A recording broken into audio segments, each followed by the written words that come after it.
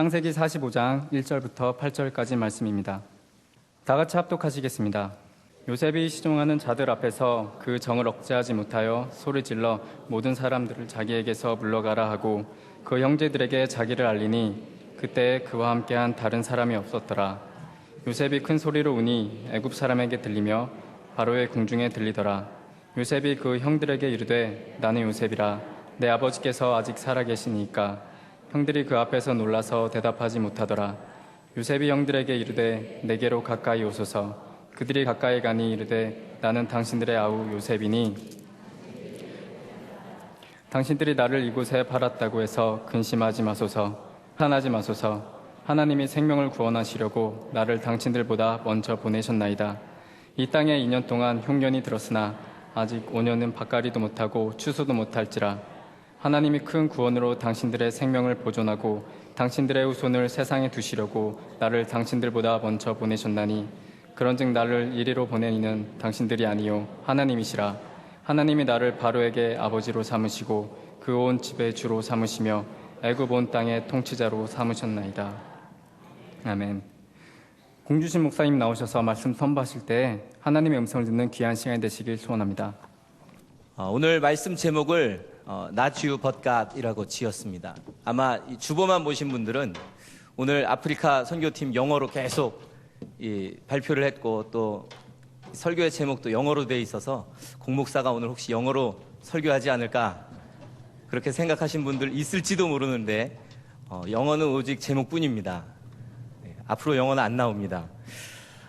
우리가 함께 나누고자 하는 말씀은 성경에 나오는 아주 감동적인 이야기 가운데 하나입니다. 억울하게 고난당하고 또 억울하게 모함을 받고 억울하게 미움받았던 한 사람 요셉의 이야기이지만 그 결과는 결코 억울하지 않음을 오늘 말씀을 통해서 발견합니다. 요셉은 그럼에도 불구하고 감동적인 이야기를 만들어내는 한 믿음의 사람의 인생을 우리에게 잘 보여주고 있습니다. 몇 달 전에 우리 교회에서 함께 서울에 가서 국립극장에서 뮤지컬을 보았습니다. 유독 스토리라는 감동적인 뮤지컬을 보았는데 그 뮤지컬을 보면서 다른 분들이 여러 가지 도전을 받았고 또 은혜를 받고 감동을 받았는데 저는 특별히 그 뮤지컬의 한 장면을 보면서 제 자신에 대해서 몇 가지 질문을 하게 되었습니다. 그 장면은 무슨 장면이냐 하면 이 교도소 수용소장이 누군가를 죽여야 하는데 그 교도소에 있는 그 수용소에 있는 한 그리스도인 한 하나님을 믿는 예수를 믿는 한 사람을 붙잡아다가 죽이려고 작정을 하고 그 사람을 붙잡아다가 너 하나님이 있는지 없는지 있느냐고 믿느냐 하고 물었을 때 그 하나님을 믿었던 한 사람이 대답하는 리태식이라는 사람인데 그 사람이 대답하는 모습을 보면서 저희가 굉장히 많은 충격을 받았습니다. 그 내용이 무슨 얘기냐 하면 하나님이 없다고 얘기해라 하고 말했을 때 이 수용소 소장은 어떻게 해서든지 하나님이 있다고 이야기해서 죽이려고 했는데 갑자기 이 리태식이라는 사람이 이야기하기를 하나님은 없어요 하고 이야기하기 시작합니다. 근데 그 하나님을 없다고 하는 이유가 무엇이냐면 내 부모를 굶겨 죽인 놈들 또 나의 누나를 중국에게 창녀로 팔아먹은 그리고 내 동생을 엄동설안에 시퍼렇게 얼려 죽인 그러한 놈들을 사랑하라는 하나님은 이 세상에 없습니다. 유덕의 하나님은 없습니다. 갈갈이 찢어 죽여도 부족할 놈들을 내가 어떻게 용서합니까? 그런데 그 하나님이 또 나에게 말씀하십니다. 당신 수용소장을 사랑하라고 말씀하십니다. 그 하나님은 없어요. 그렇게 소리를 지르는 그렇게 절규하는 모습을 보면서 제 자신에게도 묻게 되었습니다. 과연 네가 그 입장에 선다면 내가 그 입장에 서 있다면 그 사람들을 나의 인격을 파괴하고 나의 가족을 다 죽이고 나를 괴롭혔던 사람들 도저히 용서할 수 없는 그 사람들을 과연 나는 용서할 수 있을까? 그 생각을 하게 되자 제 마음에 참 큰 충격을 받았습니다. 저는 용서할 수 없을 것이라는 생각이 들었습니다.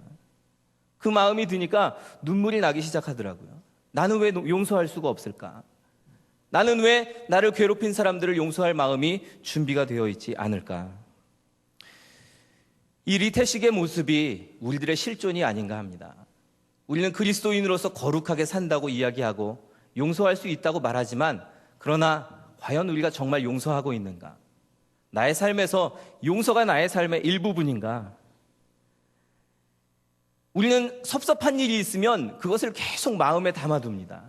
혹시나 누가 사과하지 않으면 그것을 계속 마음에 담아두고 언젠가는 내가 복수하고 갚아주리라 하는 마음을 가지고 있고, 혹시나 내게 사과를 했더라도 그거를 끝까지 기억합니다. 잊어버리지 않습니다. 그런데 오늘 본문 말씀은 우리에게 큰 감동을 줍니다. 왜 요셉의 이야기가 우리에게 감동을 줍니까? 그것은 바로 형들에 대한 용서와 사랑, 조건 없는 사랑 때문인 것입니다. 조건이 있는 사랑은 감동이 없습니다. 조건이 없는 사랑, 사랑할 수 없는 사람을 사랑하고 또 사랑할 가치가 없는 사람을 사랑할 때 우리는 그 일을 통해서 눈물을 흘리게 되고 감동을 받게 되는 것입니다. 이기적인 사랑을 우리가 가지고 있다면 결코 그 사랑을 가지고 사람들을 변화시키거나 감동시킬 수 없습니다. 조건이 없는 사랑을 할 때 사람을 변화시키고 감동시킬 수 있는 것입니다.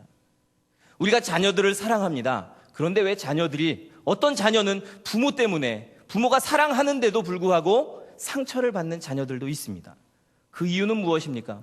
부모가 자녀를 사랑하지만 이기적으로, 자기중심적으로 사랑하기 때문입니다. 오히려 사랑이라는 이름으로 자녀를 괴롭히고, 오히려 사랑이라는 이름으로 아내를 괴롭히고, 남편을 괴롭히고, 사랑이라는 이름 때문에 오히려 상처를 줄 때가 있다는 것입니다. 그것이 바로 이기적인 사랑 때문입니다. 조건이 있는 사랑 때문입니다. 그러나 조건이 없는 사랑, 모든 것을 내어주는 사랑은 사람을 변화시키고 또 새롭게 하는 줄 믿습니다. 바로 하나님의 사랑이 이와 같은 사랑입니다. 우리들을 조건 없이 사랑하시는 하나님, 우리가 죄 지을 수 있지만 그럼에도 불구하고 우리에게 모든 권한을 주신 하나님, 그 하나님의 사랑이 바로 오늘 이 요셉의 사랑에서 일부분을 우리가 깨달아 알 수 있는 것입니다. 우리가 이 말씀을 통해서 또 한 가지 감동을 받는 것은 이 요셉이 눈물을 흘리게 되는데 왜 그 눈물을 흘리느냐 하는 것입니다.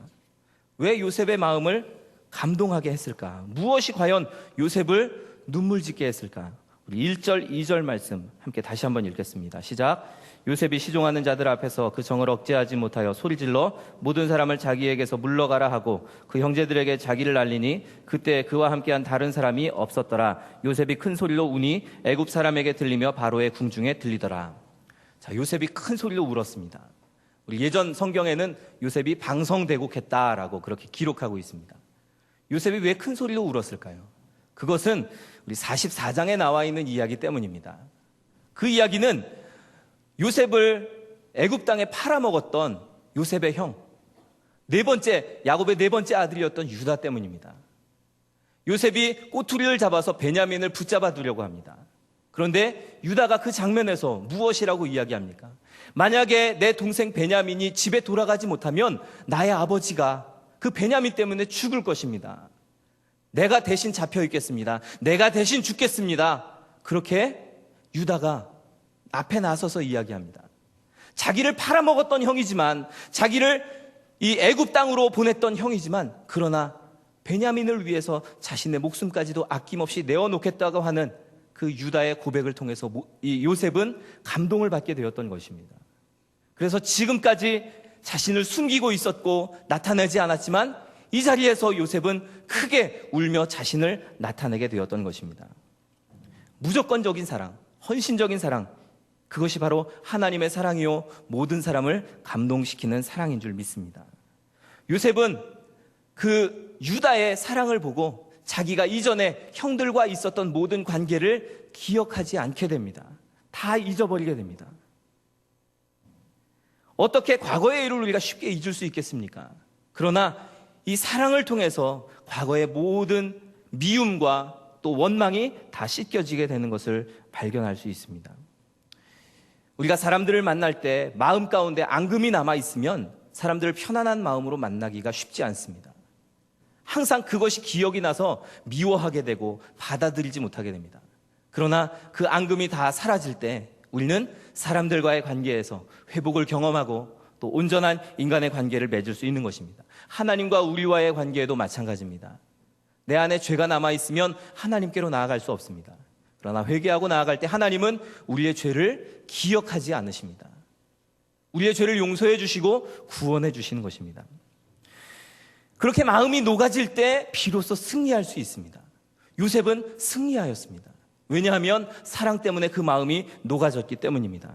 형들과 20년 전에 얻었던 그 상처가 이 순간 요셉의 모든 마음에서 깨끗이 씻겨져 나갔습니다.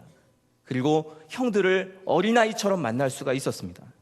조건 없는 사랑, 그리고 절대적인 사랑은 바로 이와 같은 치유와 기적을 만드는 줄 믿습니다. 우리가 사람들을 사랑할 때 상처받는 이유가 바로 이 조건적인 사랑 때문입니다. 누군가에게 조건을 걸면 그것 때문에 큰 상처가 있습니다. 내가 상처를 받든지 아니면 사랑받는 당사자가 상처를 받든지 합니다. 그러나 이 순간 조건 없는 사랑은 모든 상처를 치유하는 사건을 일어나게 하였습니다. 베냐민을 위해서 내가 대신 붙잡혀 있겠습니다. 내가 대신 베냐민을 위해서 죽겠습니다. 내가 죽을 자리에라도 대신 가겠습니다 하는 유다의 고백을 통해서 모든 상처가 씻겨지게 됩니다. 또한 이 유다의 고백은 우리에게 중보기도가 과연 어떤 것인가를 깨닫게 합니다. 동생 베냐민의 위기를 보면서 형인 유다가 그것에서 이전까지는 유다가 베냐민을 변호하고 베냐민을 위해서 내가 남아있겠습니다 했을지라도 급박한 상황에 가면 뒤로 물러날 수도 있습니다. 그러나 유다는 뒤로 물러나지 않았습니다. 내가 대신 잡혀 있겠습니다. 내가 대신 그 고난을 당하겠습니다라고 이야기합니다. 우리들의 삶에 이와 같이 남의 모든 짐을, 다른 사람의 죄까지도 대신 지는 것이 바로 중보기도의 능력인 줄 믿습니다. 우리에게 왜 사랑이 없습니까? 우리에게 왜 능력이 없습니까? 바로 이와 같은 중보기도하는 마음이 없기 때문입니다. 안타까운 마음으로 기도하는 그러한 마음이 우리에게 있어야 합니다. 절대로 베냐민은 안 됩니다. 더 이상 나의 아버지를 괴롭힐 수 없습니다. 그렇게 고백하는, 그래서 끝까지 물러서지 않는 그것이 바로 중보기도의 능력인 줄 믿습니다. 생명을 거는 기도가 바로 중보기도입니다. 우리가 나라와 민족을 위해서 기도하고 또 우리 가정을 위해서 기도하고 교회를 위해서 기도하고 북한을 위해서 기도하는데 과연 우리가 북한을 위해서, 나라와 민족을 위해서, 나의 가족들을 위해서 생명까지도 내어놓을 만한 마음가짐이 되어 있습니까? 그것이 바로 중보기도인 줄 믿습니다. 내가 희생하고 내가 손해볼지라도 그럼에도 불구하고 나를 온전히 내어주는 것, 그것이 바로 중보기도입니다. 겟세마네 동산에서 예수님께서 기도하실 때 땀방울이 핏방울과 같이 되었습니다. 얼마나 간절하게 기도하셨던지, 우리들을 위해서, 우리를 구원하시기 위해서 얼마나 간절히 기도하셨던지 그렇게 땀방울이 핏방울과 같이 되었습니다. 성경에서는 천사들이 와서 예수님이 기도하시는 것을 도왔다라고 말씀합니다. 내가 기도할 때 얼마나 열심히 기도하는지 천사가 내 곁에 와서 나의 기도하는 것을 도와줄 만큼 그렇게 간절히 기도하고 계십니까? 저와 여러분이 그와 같이 간절한 중보의 기도를 드릴 수 있게 되기를 바랍니다. 우리 나라를 위해서 기도해야 합니다. 우리 민족을 위해서 기도해야 합니다. 북한을 위해서 기도해야 합니다. 지금 천안함의 문제 때문에 굉장히 어려운 가운데 있습니다. 혼란한 가운데 있습니다. 이때에 우리 예수 믿는 사람들이 어떻게 해야 합니까? 먼저 하나님 앞에 무릎 꿇어 기도해야 합니다. 북한 땅을 위해서, 이 나라를 위해서 기도해야 합니다. 눈물을 쏟으면서 이 나라를 위해 기도해야 할 것입니다. 그것이 바로 하나님께서 우리에게 주신 사명인 줄 믿습니다. 주여 이 땅에 부흥을 주옵소서. 제 생명을 거두어 가시고 부흥을 주옵소서. 소망 없는 이 민족에게 희망을 주옵소서. 사람의 질이 달라지게 하시고 내용이 달라지게 하시고 예수님의 사랑으로 모든 사람들을 사랑하게 하소서. 이와 같은 기도의 제목이 우리들의 기도의 제목이 되기를 바랍니다. 요셉이 애굽에서 살았던 삶은 남들이 이해할 수 없는 그러한 어려움들이 참 많았습니다. 여러 가지 어려움을 겪으면서도 요셉은 결코 눈물을 흘리지 않습니다. 그런데 요셉은 이 말씀 속에서, 창세기의 말씀 속에서 3번 눈물을 흘립니다. 형들을 처음 만났을 때 숨어서 울었고, 그리고 친동생 베냐민을 만났을 때 또 숨어서 울었습니다. 그리고 오늘 본문 말씀에서 요셉은 숨어서 울지 못하고 그 자리에서 큰 소리로 우는 장면이 나타나 있습니다. 진정 이 눈물은 용서하는 눈물이고 지금까지 고난을 다 씻어내는 그러한 눈물입니다. 그리고 하나님의 섭리를 깨닫게 되는 눈물인 줄 믿습니다. 유다의 간청을 듣고 요셉은 더 이상 버틸 수가 없었습니다. 참 재미있습니다. 이 유다가 베냐민은 안 됩니다. 저를 노예로 삼으십시오라고 끝까지 말하니까 요셉의 마음이 무너지는 것입니다. 여러분, 사랑은 바로 이와 같은 능력이 있습니다. 희생하겠다는 것, 나를 내어주겠다는 것, 그것은 이런 것입니다. 요셉은 더 이상 북받치는 감정을 억제할 수가 없어서 부하들에게 나가라고 하고, 그리고 그 형들 앞에서 큰 소리로 울었습니다. 저와 여러분의 삶에 바로 이와 같이 큰 소리로, 우리들의 진실을 통해서 사람들이 감동을 받고 큰 소리로 울게 되기를 바랍니다. 아내의 진실함 때문에 남편이 큰 소리로 울게 되기를 바랍니다. 부모의 진실함 때문에 자녀가 큰 소리로 울게 되기를 바랍니다. 이와 같은 역사들이 우리의 삶에 나타나기를 주의 이름으로 소원합니다. 우리 3절 말씀 함께 읽겠습니다. 요셉이 그 형들에게 이르되 나는 요셉이라 내 아버지께서 아직 살아계시니까 형들이 그 앞에서 놀라서 대답하지 못하더라. 요셉이 자신을 밝히자 형들이 놀라서 대답을 할 수가 없었습니다. 충격을 받았습니다.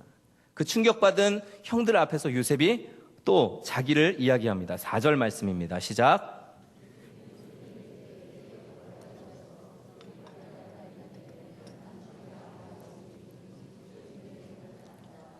참 기가 막힌 말입니다.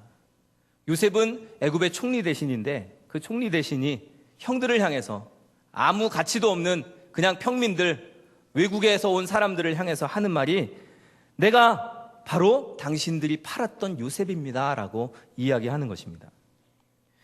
자, 그런데 그 다음에 하는 요셉의 고백이 참 기가 막힙니다. 5절 말씀 함께 읽습니다. 시작.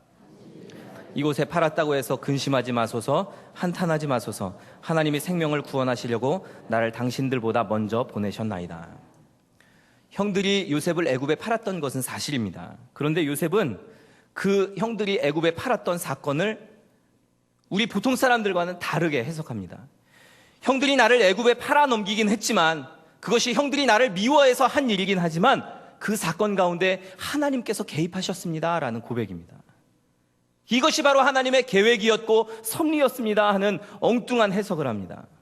오늘 우리가 배워야 할 메시지가 바로 이것입니다.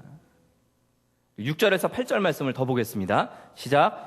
이 땅에 2년 동안 흉년이 들었으나 아직 5년은 밭갈이도 못하고 추수도 못할지라 하나님이 큰 구원으로 당신들의 생명을 보존하고 당신들의 후손을 이 세상에 두시려고 나를 당신들보다 먼저 보내셨나니 그런즉 나를 일로 보낸 이는 당신들이 아니요 하나님이시라. 하나님이 나를 바로에게 아버지로 삼으시고 그 온 집의 주로 삼으시며 애굽 온 땅의 통치자로 삼으셨나이다.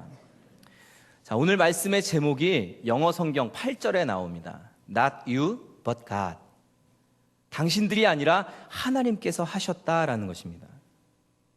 요셉은 가장 비참하고 불행한 사건을 가장 놀라운 하나님의 기적으로 바꾸어 놓았습니다. 견딜 수 없는 사건, 죽이고 싶은 그러한 사건인데 축복의 사건으로 그것을 바꾸어 놓습니다. 이것이 바로 믿음인 줄 믿습니다. 믿음의 눈이 바로 이것입니다. 이것이 꿈을 가진 사람이고 이것이 바로 비전을 가진 사람의 시각입니다. 저는 이 사건을 보면서 우리 남북한의 사건들, 우리가 요 근래에 겪고 있는 정말 혼란한 많은 사건들에도 하나님의 뜻이 있는 줄 확신합니다. 하나님께서 이 일을 통해서도 역사하실 것입니다. 하나님의 놀라운 사건들이 이 일을 통해서도 나타나게 될 것입니다. 요셉의 해석은 우리 좀 더 확실해집니다. 그 이하의 말씀에 보면 이제 지금 흉년이 2년째 들었는데 앞으로 5년 동안은 밭갈이도 못하고 추수도 못할 것입니다. 흉년이 들 것입니다. 하나님께서 이것을 아시고 당신들을 이 땅에 먼저 보내셔서 생명을 구원하셨습니다. 그렇게 말하고 있습니다. 모든 것이 하나님께서 하신 일입니다. 모든 것이 하나님의 섭리입니다 라고 고백하는 것입니다. 그런데 사실 우리가 이 사건을 보면서 논리적으로 해석을 해보면 이 사건은, 이 요셉의 해석은 전혀 말도 안 되는 얼토당토하는 해석입니다. 아무리 봐도 이건 억지입니다. 어떻게 이 사건을 통해서 하나님께서 개입하셨다고 이야기할 수 있겠습니까? 보통 상식적인 수준에서 해석한다면 이런 해석이 나올 수가 없습니다. 그렇습니다. 믿음의 해석은 우리의 상식을 뛰어넘는 것입니다. 하나님의 사건들은, 하나님의 역사하심은 우리의 상식을 뛰어넘는 무엇인가가 있는 것입니다. 아무리 저주스러운 사건일지라도 하나님께서는 그것을 바꾸셔서 축복의 사건으로 만들어 놓으실 수 있는 것입니다. 우리의 저주와 행복과 불행도 하나님께서는 우리의 저주와 불행도 하나님께서는 행복으로 바꾸어 놓으실 수 있는 것입니다. 저는 이 시간에 우리 주변에 있는 모든 사건들이 바로 축복의 사건으로 바뀌어지기를 선포합니다. 이것이 바로 하나님의 섭리입니다. 하나님의 섭리는 우리가 미리 알 수 없습니다. 지나가야 깨닫고 하나님을 찬양하게 되는 것입니다. 대표적인 경우가 바로 노아의 방주 사건입니다. 하나님께서 갑자기 난데없이 노아에게 산 위에다가 방주를 지으라고 말씀하십니다. 그것도 120년 동안이나 방주를 짓습니다. 축구장만한 크기의 배를 지으라고 말씀하십니다. 그런데 그 배를 보면 창문도 없고 아무것도 없습니다. 동력이 될 만한 돛을 세운 것도 아니고 아무것도 없는 배만 덩그라니 지어 놓습니다. 120년 동안이나 지을 때 사람들이 노아를 비웃습니다. 바닷가도 아니고 산 꼭대기에다가 어떻게 방주를 짓느냐, 배를 짓느냐. 자, 그런데 우리가 이 노아의 방주의 사건을 통해서 놀라운 하나님의 섭리를 깨닫습니다. 만약에 이 방주에 동력이 있었다면 풍랑이 일 때 어떻게 버텨낼 수 있었겠습니까? 그리고 방주가 축구장만큼 그렇게 크지 않았다면 아마 파도에 휩쓸려서 뒤집혔을 것입니다. 만약에 방주에 창문이 있었다면 그 창문으로 보이는 것이 무엇이었겠습니까? 죽은 사람들의 시체만, 동물들의 시체, 죽은 사람들의 시체만 끊임없이 보았을 것입니다. 그러나 하나님께서는 그 모든 것을 통해서 섭리하셨습니다. 사사로운 것까지도 하나님께서 섭리하셨음을 우리는 노아의 방주를 통해서 깨달아 알 수 있습니다. 내 사건에서 일어나는 모든 일들도 바로 이와 같이 해석할 수 있는 것입니다. 하나님의 경륜과 섭리가 있다라는 것입니다. 두려워하지 마십시오. 만약에 하나님께서 말씀하신 것이 이해가 되지 않는다고 할지라도, 또 사람들이 그 말씀에 동의하지 않는다고 할지라도 하나님의 말씀이라면 순종하십시오. 어쩌면 우리가 노아처럼 미친 사람이라는 소리를 듣게 될지도 모릅니다. 그렇습니다. 기도하는 사람은 정말 미친 사람입니다. 세상의 방법으로 사는 것이 아니라 하나님의 방법으로 사는 사람, 세상이 인정하지 않지만 그러나 하나님의 역사하심을 체험하는 사람, 이 사람이 바로 비전의 사람이요 믿음의 사람인 줄 믿습니다. 중요한 것이 있습니다. 결론은 바로 하나님의 구원이라는 것입니다. 7절 말씀을 다시 한번 읽겠습니다. 시작. 하나님이 큰 구원으로 당신들의 생명을 보존하고 당신들의 후손을 세상에 두시려고 나를 당신들보다 먼저 보내셨나니. 하나님의 큰 구원으로 당신들을 이 땅에 먼저 보내셨다라는 것입니다. 나를 먼저 이 땅에 보내셨다라는 것입니다. 당신들을 구원하려고, 이스라엘을 구원하려고 하나님께서 먼저 요셉을 이 땅에 보내셨다. 요셉의 인생을 보면 끊임없는 고난의 연속입니다. 그런데 성경은 요셉의 인생에 대해서 어떻게 해석합니까? 요셉이 형통하였다. 보디발의 집에 있을 때에도 요셉이 형통하였다. 감옥에 들어가 있을 때에도 요셉이 형통하였다. 어떻게 우리가 인간적인 눈으로 볼 때 요셉의 삶이 어떻게 형통하였다고 이야기할 수 있습니까? 정말 정직하게 살았는데, 올바르게 살았는데 억울하게 누명을 써서 감옥에 들어갑니다. 형들의 미움을 받았습니다. 그것이 어떻게 형통한 삶입니까? 그러나 성경은 요셉의 삶에 대해서 형통하였다라고 말씀합니다. 그 이유는 무엇입니까? 하나님께서 함께 하셨기 때문입니다. 고난받는 상황이지만, 환난의 상황이지만, 그러나 하나님께서 함께 하시니까 그 사람의 인생은 형통한 인생입니다. 고난을 당해도 그것이 바로 형통인 줄 믿습니다. 나의 인생 가운데 아무리 큰 고난이 오고 아무리 큰 환난이 와도 하나님께서 함께 하시면 그 인생이 바로 형통한 인생인 줄 믿습니다. 이것이 바로 구원의 눈으로 바라보는 시각입니다. 하나님의 구원입니다. 하나님의 구원은 어떠한 상황에서도 일어날 수 있는 것입니다. 내가 아무리 환난의 상황에 있을지라도, 헤어나올 수 없는 그러한 늪에 빠져 있을지라도 하나님께서는 우리들을 반드시 구원해 내실 줄 믿습니다. 하나님께서 요셉을 애굽 땅에 먼저 보내신 것은 바로 형들을, 요셉의 형제들을 구원하시기 위하여였습니다. 먼저 요셉을 보내셔서 그 땅에서 자리를 잡게 하고 그 땅의 총리 대신이 되게 하셔서 요셉의 다른 가족들을 구원하신 것입니다. 이것이 바로 하나님의 섭리셨습니다. 요셉은 그 사실을 깨닫게 되었습니다. 형들이 내 인생을 다 망쳐놨지만, 내 인생이 완전히 다 깨어지고 망가졌지만, 그러나 그것은 당신들이 한 것이 아니라 바로 하나님께서 하신 것입니다 라고 고백하고 있습니다. 그것이 바로 오늘 말씀의 제목입니다. Not you, but God. 당신들이 아니라 하나님께서 하신 것입니다 라고 고백하고 있는 것입니다. 우리는 날마다 우리의 인생을 망쳐놓기만 합니다.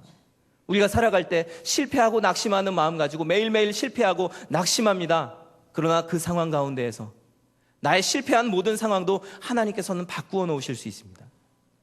마치 어린아이가 그림을 그리는데 아무도 알아보지 못하는 그림을 그렸을 때 선생님이 그 그림에 밑그림을 칠하고 색깔을 입히고 그렇게 해서 그럴듯한 그림으로 바꾸어 놓는 것과 같습니다. 나는 매일매일 나의 인생을 망치고 있지만, 그러나 하나님께서 내 삶에 개입하시고 내 삶에 함께 하시면 그 인생은 바뀌어져서 승리하는 인생으로 바뀌어진다는 것입니다. 저와 여러분이 이와 같은 경험을 할 수 있게 되기를 바랍니다. 이 비밀을 맛본다는 것이 얼마나 큰 기쁨인지 아십니까? 요셉은 형들에 의해서 팔려서 애굽으로 갔지만, 그러나 하나님께서 그의 인생을 바꾸어 놓으셨습니다. 구원의 역사를 이루어 놓으신 것입니다. 팔린 것으로 끝장난 것이 아닙니다. 감옥에 내려간 것으로 끝장나지 않았습니다. 하나님께서 함께 하시니까 상황이 바뀌어져서 구원의 역사로, 하나님의 기적으로 인생에 나타나게 된 것입니다. 오늘 이 말씀은 요셉이 단순히 형들을 도와준 것이 아니라 하나님께서 이스라엘 민족을 구원하신 구원 사건입니다. 하나님께서는 이스라엘 민족을, 애굽 땅에 있는 이스라엘 민족을 이끄셔서 광야로 이끌어내셨습니다. 그리고 40년간을 광야 가운데서 헤매고 다니게 하셨습니다. 왜 그렇게 하셨을까요?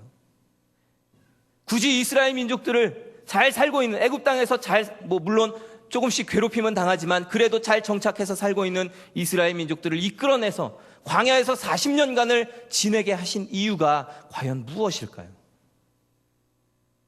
인간적인 논리로는 하나님의 그러한 일들을, 하나님께서 하신 일들을 이해할 수 없습니다. 그러나 애굽에서 나온 이스라엘 민족이 광야에 40년을 있는 기간 동안 하나님께서 그들을 훈련시키셔서 거룩한 백성으로 구별하셨음을 우리는 분명하게 깨달아야 합니다. 나의 인생 가운데 있는 고난을 어떻게 해석할 수 있습니까? 하나님께서 나를 만들어 가시는 것입니다. 나를 통해서 더 큰 역사를 이루시기 위해서, 하나님의 백성으로 구별하시기 위해서 나를 지금도 만져주시고 만들어가고 계신 것입니다. 여러분이 왜 고난의 위치에 있는지 아십니까? 왜 여러분에게 어려움과 환난을 주시는 줄 아십니까? 그것은 하나님의 섭리입니다. 하나님께서 역사하실 것입니다. 우리가 아무리 환난과 어려움을 당해도 하나님은 그 환난을 통해서 더 큰 역사를 이루시는 하나님이심을 믿으시기 바랍니다. 우리가 기도할 때 어떤 때는 하나님 지금 주무시고 계십니까? 왜 내 문제에 대해서 응답하지 않으십니까? 내가 환난을 당하고 있는데 왜 하나님 나를 돌아보지 않으십니까? 그렇게 질문할 때도 있습니다. 그러나 그 안에 하나님의 섭리가 있음을 바라보시기 바랍니다. 구원의 눈을 가지고 우리의 인생을 바라보시기 바랍니다. 구원의 눈으로 인생을 바라보면 우리의 인생에는 오직 소망뿐입니다. 절대 희망을 가질 수밖에 없습니다. 결코 낙심할 수가 없는 것이 바로 우리의 인생입니다. 왜냐하면 하나님께서 우리들을 구원하셨기 때문입니다. 우리들을 택하셔서 하나님의 자녀로 삼아주셨기 때문입니다. 왜 실망하고 낙심하십니까? 나를 바라보기 때문에 우리는 실망하고 낙심할 수밖에 없습니다. 나에게는 가능성이 없습니다. 나는 실패할 수밖에 없는 인생입니다. 그러나 하나님을 바라보면, 예수 그리스도를 바라보면 그 안에 생명이 있음을 깨닫게 됩니다. 하나님께서 내 인생을 만져주고 계심을 깨닫게 되는 것입니다. 그와 같은 해석이 9절에서 11절까지의 말씀에 나오는데 함께 읽어보겠습니다. 시작. 당신들은 속히 아버지께로 올라가서 아뢰기를, 아버지의 아들 요셉의 말에 하나님이 나를 애굽 전국의 주로 세우셨으니 지체 말고 내게로 내려오사 아버지의 아들들과 아버지의 손자들과 아버지의 양과 소와 모든 소유가 고센 땅에 머물며 나를 가깝게 하소서. 흉년이 아직 5해가 있으니 내가 거기서 아버지를 봉양하리이다. 아버지와 아버지의 가족과 아버지께 속한 모든 사람에게 부족함이 없도록 하겠나이다 하더라고 전하소서. 하나님의 구원의 섭리는 이제 요셉에게서 야곱에게로 옮겨집니다. 야곱의 그 가족들에게 옮겨집니다. 우리가 이 말씀을 읽을 때 창세기 전체에 흐르고 있는 하나님의 구원 사역을 깨닫게 됩니다. 하나님께서 아브라함에게 하신 약속, 너의 자손들, 너의 후손들에게 내가 복을 주리라, 너의 후손들을 통해서 모든 민족이 복을 받게 하리라 하신 그 약속이 오늘 이 요셉을 통해서 또 야곱의 가정을 통해서 이루어지고 있는 모습을 발견하게 됩니다. 하나님의 약속은 반드시 이루어집니다. 내 인생 가운데 고난이 있어도, 역경과 어려움이 있어도, 그러나 하나님의 약속은 반드시 이루어지는 줄 믿습니다. 오늘 우리들의 삶에서 이와 같은 하나님의 약속을 신뢰하고 한 걸음 한 걸음 나아가는 삶이 되기를 소원합니다. 나의 인생이 지금 어려움에 있을지라도 하나님의 약속은 아직 유효합니다. 아직 끝나지 않았습니다. 아직 하나님께서는 내 삶을 만져주시고 역사하시는 줄 믿습니다. 하나님께서는 우리나라도 지켜주실 것입니다. 기도하는 성도가 있는 한은, 하나님 앞에 무릎 꿇는 성도가 있는 한은 우리나라는 반드시 하나님의 나라가 될 것입니다. 우리가 이와 같은 소망을 가지고 날마다 이 나라를 위해서 기도할 수 있기를 바랍니다. 우리 가정을 위해서 기도하십시오. 고난이 있어도 어려움이 있어도 낙심하지 말고 하나님을 바라보십시오. 이것이 바로 우리를 향하신 하나님의 구원의 사역입니다. 이와 같은 하나님의 역사하심을 날마다 체험하는 저와 여러분이 되기를 주님의 이름으로 소원합니다. 우리 시간에 함께 찬양하고 기도하도록 하겠습니다. 나의 가는 길 함께 찬양하고 통성으로 기도하실 때 오늘 말씀을 기억하시면서, 주님, 제가 이전에는 실패할 때 낙심되어지고 또 하나님을 신뢰하지 않았음을 고백합니다. 회개합니다. 내가 이제는 하나님을 신뢰함으로 나아가겠습니다. 하나님께서 나의 삶에 역사하고 계심을 믿겠습니다 하는 믿음의 고백을 드릴 수 있게 되기를 바랍니다.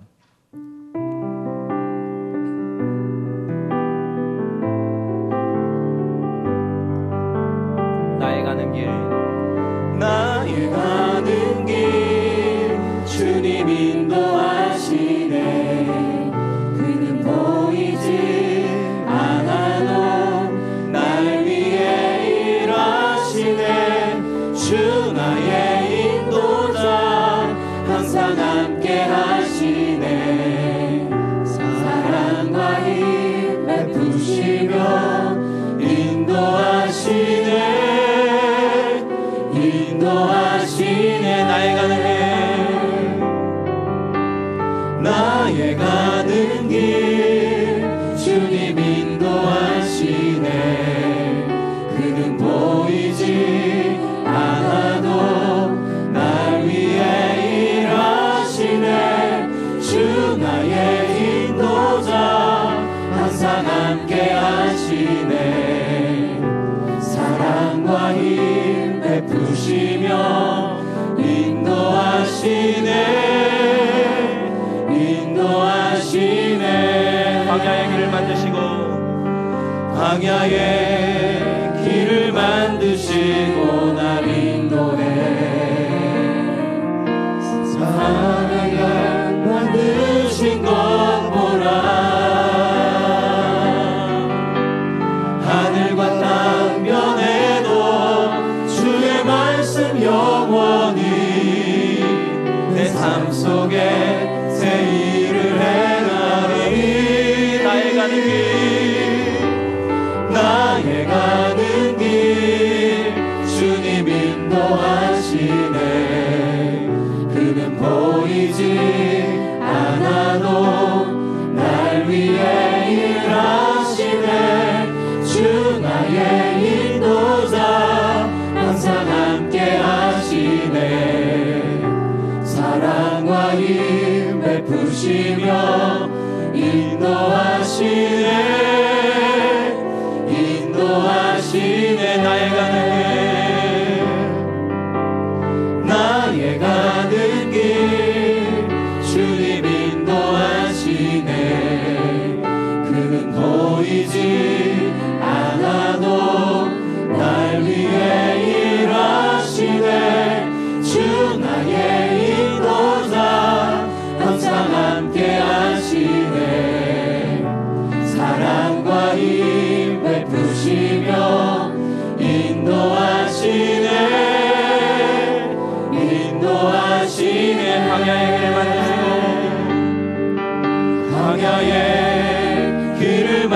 만드시고 날 인도해 사망의 강 만드신 것 보라 하늘과 땅 변해도 주의 말씀 영원히 내 삶 속에 새 일을 행하리 나의 가는 길 주님 인도하시네 그는 보이지 않아도 날 위해 일하시네 주 나의 인도자 항상 함께 하시네 사랑과 힘 베푸시며 인도하시네